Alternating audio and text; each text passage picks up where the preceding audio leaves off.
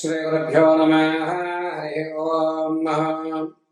జగతం పితరం వందే Parvati Parameswaram.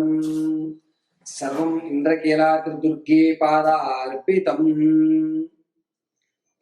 August నెలలో మేషం నుంచి మేరాశి వరకు కూడా వీరి యొక్క జాతక పరిమాణం, పరిస్థితులు, స్థితిగతులు ఏ విధంగా ఉండబోతున్నాయి, ఆగస్టు నెలలో ఏదన్నా ఒక గోల్డెన్ ఛాన్స్ వచ్చేటువంటి అవకాశం ఉందా, అసలు ఈ నెలలో ఆగస్టులో ఆర్థిక ఇబ్బందుల నుంచి తగ్గడానికి కానీ, అప్పుల బాధ నుంచి తప్పించుకునేటువంటి మార్గాలు కానీ, లేదా సెకండ్ ఇన్కమ్ జనరేట్ అయ్యే అవకాశం కానీ, ఈ నెల నుంచి అయినా నా జీవితంలో కాస్త మార్పులు అనేవి ఏర్పడుతున్నాయా లేదా, ఈ ఆగస్టు నెలలో కోర్టు సంబంధిత వ్యవస్థలో ఏమన్నా జయకేతనం ఎగరవేసే అవకాశం ఉందా, అసలు ఆగస్టు నెలంతా కూడా ఏ విధమైనటువంటి స్థితిగతులు ఉండబోతోంది అనేటువంటి విషయాన్ని మనం ఇప్పుడు క్షుణ్ణంగా క్లుప్తంగా పరిశీలన చేసుకుందాం.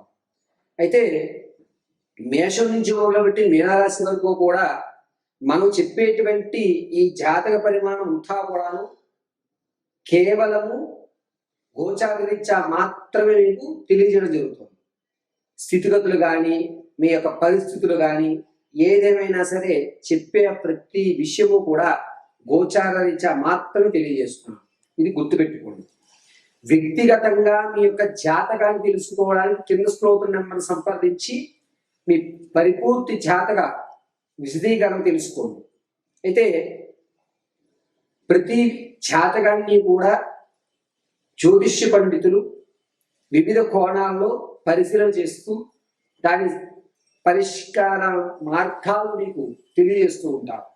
అదేవిధంగా మేము కూడా మీ జాతక పరిశీలన సిస్టమ్ ఉపయోగించకుండా కేవలము చేతిరాతతో మాత్రమే మీ జాతక పరిశీలన అనేటువంటిది క్షుణ్ణంగా పరిశీలన చేసి చెప్పడం జరుగుతుంది. వివాహం కానీ, ఉద్యోగ ప్రాప్తి కానీ, స్థిరాస్తి కొనుగోలు విషయంలో కానీ, ఆర్థికంగా ఎప్పుడు నిలబడతారని కానీ, వ్యాపారం పెట్టవలసి వస్తే ఏ రంగాల్లో మీరు వ్యాపారంలో అడుగు పెడితే మీకు కలిసి వస్తుందని కానీ, ఏ దిక్కుగా ఉన్నటువంటి ఇల్లుని మనం కొనుగోలు చేయాలి, ఎటువైపు ప్రయాణం చేస్తే జయకేతనం ఎగరవేస్తారు, మరిన్ని విషయాలు కూడా క్షుప్తంగా పరిశీలన చేసేయడం జరుగుతుంది. ఇప్పుడు ఆగస్టు నెలలో జరిగేటువంటి ఈ ప్రక్రియ అంతా కూడా గోచారరీత్యా మాత్రం తెలియజేస్తున్నాను. శ్రద్ధగా మేషం నుంచి మేనం వరకు జరిగేటువంటి రాశి గణాంకాలన్నింటినీ కూడా తెలుసుకొని ఈ ఆగస్టులో మీరు చేయవలసిన పరిహారాలు కూడా మీకు విడివిడిగా తెలియజేయడం జరుగుతుంది. సర్వము పరమేశ్వరి అనుగ్రహంతో మీకు ఈ విషయాన్ని తెలియజేయడం జరుగుతుంది. వృషభ రాశి వారికి ఆగస్టు నెలలో ఆర్థిక పరంగా కాస్త ఓరట కలుగుతోంది. అప్పుల బాధ నుంచి ఖచ్చితంగా మీరు బయటపడేటువంటి అవకాశాలు గోచరిస్తున్నాయి. అదేవిధంగా మీరు స్లీపింగ్ పార్ట్నర్గా ఉండడానికి ఈ నెలలో ఎక్కువ మక్కువ చూపుతారు. పైగా వ్యాపారం పట్ల ఆసక్తి ఉన్నా సరే, వద్దు నేను స్లీపింగ్ పార్ట్నర్గానే ఉంటాను, నేను కేవలం పెట్టుబడి పెడతాను, అప్పుడప్పుడు మాత్రం వచ్చి చూసుకుంటాను అని చెప్పి సెకండ్ ఇన్కమ్ జనరేట్ అయ్యి మీకంటూ మీ కాలం మీద మీరు నిలబడేటువంటి అవకాశం ఈ ఆగస్టు 2వ వారంలో జరుగుతోంది.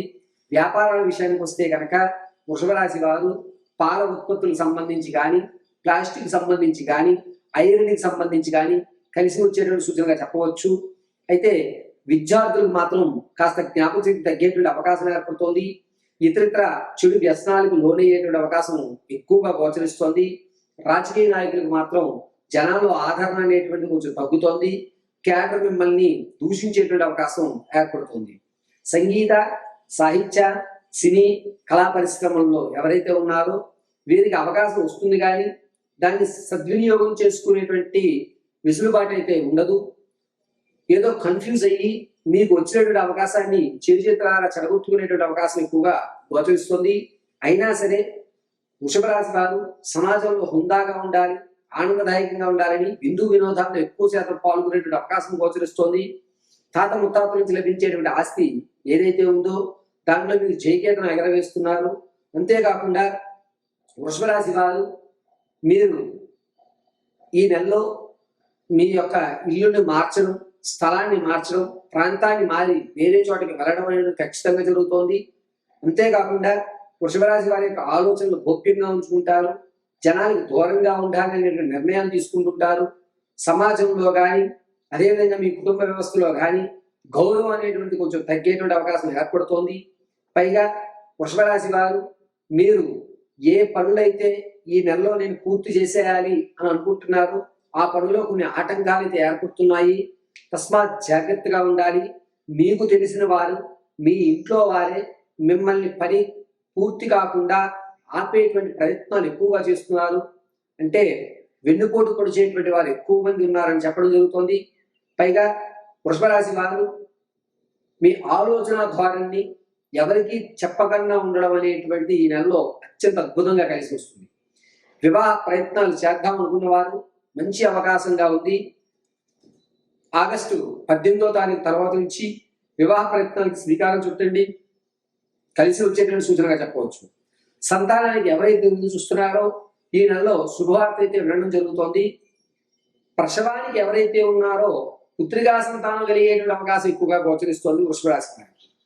పైగా రియల్ ఎస్టేట్లో కానీ, స్టాక్ మార్కెట్లో కానీ ధనాన్ని వెచ్చించాలి అనుకుంటే వృషభ రాశి వారు ఈ నెలలో వెచ్చించకుండా ఉండడమే మంచిది. నష్టపోయేటువంటి అవకాశాలు ఎక్కువగా గోచరిస్తున్నాయి. అంతేకాకుండా వృషభ రాశి వారికి ఈ నెల ఆగస్టు నెలలో కాస్త చికాకులతో కూడుకున్న వాతావరణం ఏర్పడుతుంది. ఆరోగ్యం విషయంలో కూడా చాలా జాగ్రత్తగా ఉండాలి. ముఖ్యంగా భుజానికి సంబంధించిన నాడులు కానీ, ఎముక కానీ విరిగిపోయేటువంటి అవకాశం, సర్జరీ జరిగేటువంటి అవకాశం ఎక్కువగా గోచరిస్తుంది. కావున ప్రయాణాలు చేసేటప్పుడు చాలా తస్మాత్ జాగ్రత్తగా ఉండాలి. ఆగస్టు 15వ తారీఖు నుంచి ప్రారంభం చేసుకుని 24వ తారీఖు మధ్యలో మీకు ప్రమాదం జరిగేటువంటి అవకాశం గోచరిస్తుంది. కాబట్టి ప్రయాణాలు చేస్తున్నప్పుడు చాలా జాగ్రత్తగా ఆచితూచి మీరు ప్రయాణం చేయండి. ఆడంబరపుగా మాత్రం ఎట్టి పరిస్థితుల్లో ఉండవద్దు. ఒకవేళ మీరు సెల్ఫ్ డ్రైవ్ చేసే ఫలమైతే కనుక కొంచెం జాగ్రత్తగా నిద్ర వస్తోంది అని అనిపిస్తే వెహికల్ పక్కగా ఆపేసుకోవడం చాలా మంచిది. ఏం కాదని మరి కదా 10 నిమిషాలు వెళ్ళిపోతాంలే అని మాత్రం నిర్లక్ష్య ధోరణి వహించకండి. ఇది చాలా చెప్పదగ్గ సూచన. అయితే వృషభ రాశి వారు భార్యాభర్తల మధ్య కీచులాట్లు కొంచెం తగ్గుతున్నాయి. ఒక ఛాన్స్ ఇద్దాం అనుకుంటారు. ఒకే మాట మీద ఉండేటువంటి ప్రయత్నాలు ఎక్కువగా చేస్తుంటారు. ఇతరులకి మీరు ఏదైతే తాము ఇద్దామని అనుకుంటున్నారో ఆ ధనాన్ని ఇచ్చేయడం, మీరు మీ మాట నిలబెట్టుకోవడం, మీరు ఎక్కడైతే అప్పు పుట్టిస్తాం నాకు కావాలి వీళ్ళని అడిగితే వాళ్ళకి అప్పిస్తారు కదా అని వాళ్ళ దగ్గరికి వెళ్ళి మీరు అప్పు అడిగితే మీరు అడిగిన దాంట్లో 30% మాత్రమే వాళ్ళు ఇవ్వడానికి ఎక్కువ ఆసక్తి చూపడం, ఈ విధంగా ఈ నెలలో మీ జీవితాన్ని రొటేషన్ చేస్తూ ఉంటారు. అయితే వృషభ రాశి వారు మీ యొక్క ఆగస్టు నెలలో స్థితిగతుల నుంచి గట్టున పడడానికి మళ్ళీ దేవసేన సుబ్రహ్మణ్య స్వామి ఆరాధన చేయండి. లేదా ప్రతి నిత్యము కూడా సుబ్రహ్మణ్య అష్టకం, స్కంద అష్టకం కానీ, సుబ్రహ్మణ్య అష్టకం కానీ చదవడం అత్యంత శ్రేయస్కరం.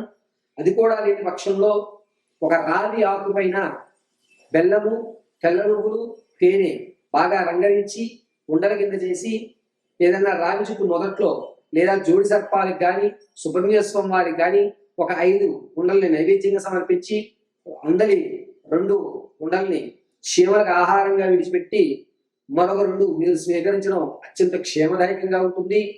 వృషభ రాశి వారు సర్వము సుబ్రహ్మణ్య స్వామి వారి యొక్క ఆరాధన వల్ల ఆగస్టు నెలలో మీకు జరిగేటువంటి ప్రమాదాల నుంచి బయటపడడం జరుగుతుంది. సర్వము శ్రీ పరమేశ్వరి అర్పిత వస్తుంది.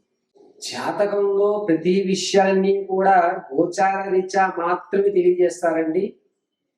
ఈ వాయిద్యంలో మేము ఎవరు చెప్పినా సరే వ్యక్తిగతమైనటువంటి జాతకాన్ని ఒక్కొక్కరు ఒక్కొక్క కోణంలో చెప్తారు. కానీ లగ్న ప్రధానంతో జాతకాన్ని చెప్పడం, గురువు గారి మీద నమ్మకంతో ఆయన చెప్పిన క్రతువులు చేయడం వల్ల మాత్రమే మనకి సత్ఫలితాలు ఇస్తాయి. మనం ఒక డాక్టర్ గారి దగ్గరికి వెళ్ళిన తర్వాత ఆయన నమ్మి ఆయన ఇచ్చిన ట్యాబ్లెట్ అందులో ఏముంది, అందులో న్యూట్రన్స్ ఏమున్నాయి, మినరల్స్ ఏమున్నాయని చెక్ చేయం. డాక్టర్ గారు ట్యాబ్లెట్ రాశారు, మెడికల్ షాప్ ఆయన ఇచ్చారు, నమ్మకంతో ఆ ట్యాబ్లెట్ మనం వేసుకున్నాం. ఇక్కడ మనం పరిశీలన చేసేది ఒకటే, డాక్టర్ గారు రాసి ఇచ్చిన మెడిసిన్ ఇచ్చారా లేదా, డోలో 650 రాస్తే డోలో 650 ఇచ్చాడా లేదా, సిఫ్లిక్స్ రాస్తే సిఫ్లిక్స్ ఇచ్చాడా అలా ఆయన ఏం రాశారు, మనం ఏం తీసుకున్నాం, ఎలాగైతే మనం నమ్మకంగా ఉంటామో మాధ్యమాల్లో చెప్పేటువంటి గురువు గారు మీకు సలహాలు, సంప్రదింపులు, పూజా విధానాలు ఇస్తే అవి అలాగే మీరు చేయగలిగితే కనుక సత్ఫలితాలు వస్తాయి.